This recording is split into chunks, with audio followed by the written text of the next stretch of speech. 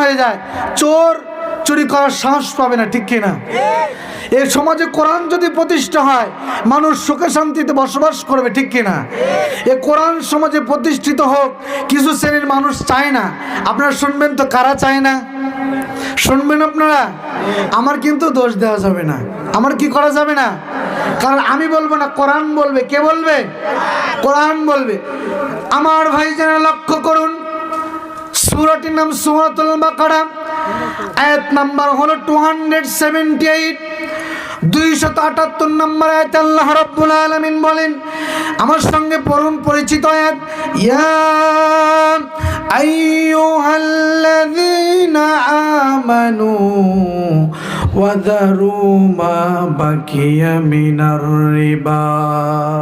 সুবহানাল্লাহ পড়বেন না?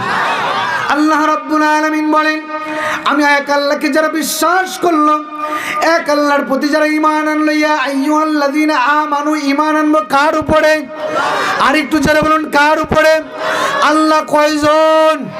আর জোরে বলুন, আল্লাহ কয়জন? কোরআন কয়টা? আরো জোরে, কোরআন কয়টা? আমাদের নবী কয়জন? আমাদের ঈমান 1 নাম্বার না 2 নাম্বার? আরো জোরে। 1 নাম্বার ওয়ালাদের ঈমানের আওয়াজ কম হয় না বেশি হয়? আর একটু জোরে, কম না বেশি? এ কোরআন স্টেজ পর্যন্ত আসতে গিয়ে এ কোরআন এমনি এমনি আসে নাই, ঠিক কিনা? এ কোরআন এই খয়রান ফুটবল মাঠের স্টেজ পর্যন্ত আসতে গিয়ে অসংখ্য সাহাবাদের জীবন দিতে হয়েছে। এ কোরআন স্টেজ পর্যন্ত আসতে গিয়ে অসংখ্য আল্লাহর ওলিদের জীবন দিতে হয়েছে। এ কোরআন স্টেজ পর্যন্ত আসতে গিয়ে অসংখ্য আল্লাহওয়ালা মানুষকে জীবন দিতে হয়েছে। এ কোরআন স্টেজ পর্যন্ত আসতে গিয়ে মতিউর রহমান নিজামীকে জীবন দিতে হয়েছে। আরো জোরে কথা বলুন, ঠিক কিনা? এ কোরআনের এ পর্যন্ত আসতে গিয়ে আল্লামা দেলোয়ার হোসেন সাইদি নিজের জীবনকে বিলিয়ে দিয়েছে, ঠিক কিনা? বাতিলের কাছে মাথা নত করে নাই, ঠিক কিনা?